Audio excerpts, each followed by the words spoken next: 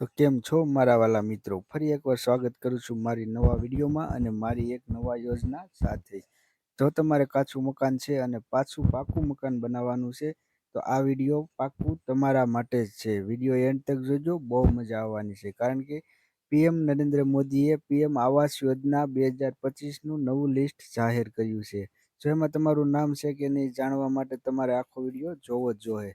અને જો વિડીયોમાં તમે નવા હોય તો વિડીયોને લાઇક કરી દેજો, શેર કરી દેજો અને અમારી ચેનલને સબસ્ક્રાઈબ કરી દેજો, જેથી તમને અમારા વિડીયો મળતા રહે. તો તરત જ જુઓ અને કોને કોને ક્યાંથી ભરવું ફોર્મ, એ બધી જ માહિતી આપણે આ વિડીયોની અંદર આપવાના છે.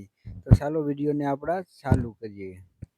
શું તમે તમારા સપનાનું નવું ઘર બનાવવા માંગો છો? પીએમ આવાસ યોજના હેઠળ ગરીબ અને મધ્યમ વર્ગના પરિવારોને ઘર બનાવવા માટે 1,20,000 સુધીની સરકારી સહાય મળી રહી છે.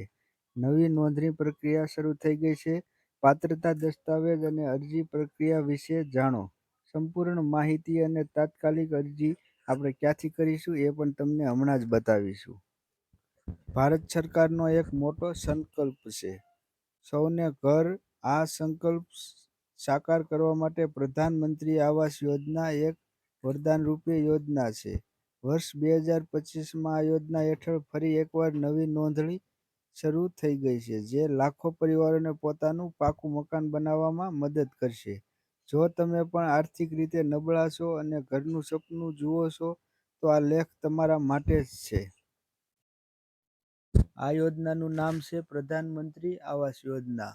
મળનારી સહાય ઘર બનાવવા માટે 1,20,000 સુધી. અરજી સ્થિતિ નવી નોંધણીઓ શરૂ. આનો ઉદ્દેશ છે દરેક પરિવારને પાકું મકાન બનાવી આપવાનો. પીએમ આવાસ યોજના કેટલો લાભ કોને કોને મળશે? મળનારો લાભ અલગ અલગ કેટેગરી અને વિસ્તાર પ્રમાણે નક્કી થાય છે. ગ્રામીણ લાભ.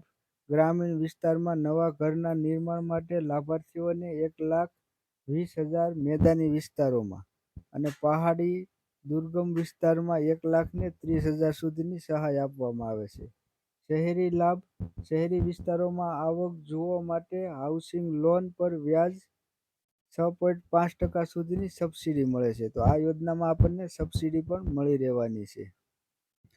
આ યોજનાની આપણે વિશેષમાં વાત કરીએ તો વિશેષમાં લાભ શું મળવાનો છે? તો એસસી, એસટી, ઓબીસી મહિલાઓ માટે, ખાસ કરીને વિધવાઓ અને વિકલાંગ વ્યક્તિઓ જેવા વિશેષ કેટેગરીના લોકો માટે યોજનાનો પ્રાથમિકતા અને વધારાના લાભો ઉપલબ્ધ પણ રહેવાના છે.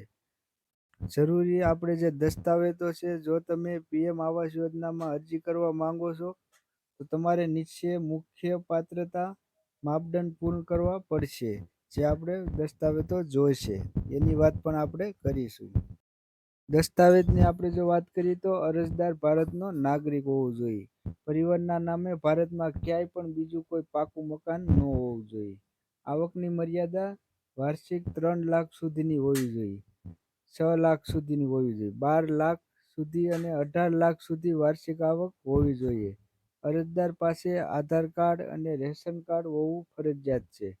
અન્ય જરૂરી દસ્તાવેજમાં આવક પુરાવો, બેંકની પાસબુક અને જમીન પ્લોટના દસ્તાવેજો હોવા જોઈએ, જેથી નક્કી થાય કે આ ભારતનો રહેવાસી છે. ગ્રામીણ વિસ્તારમાં સામેલ હોવો જોઈએ.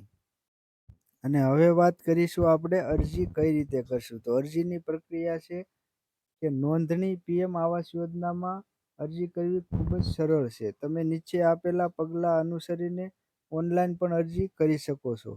જો સૌ પ્રથમવાર સત્તાવાર સરકારી વેબસાઇટ પર જાઓ અને પીએમએસ ગવર્મેન્ટ ઇન ઇન્ડિયા પર જાઓ અને એમાં તમે અરજી કરી શકો છો, અથવા તમે તાલુકા પંચાયતમાં પણ અરજી કરી શકો છો.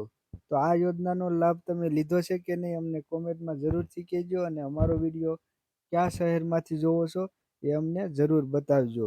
તો બસ એટલું જ આ વિડીયોમાં. મળીશું કાલે નવા વિડીયોમાં અને નવી યોજના સાથે.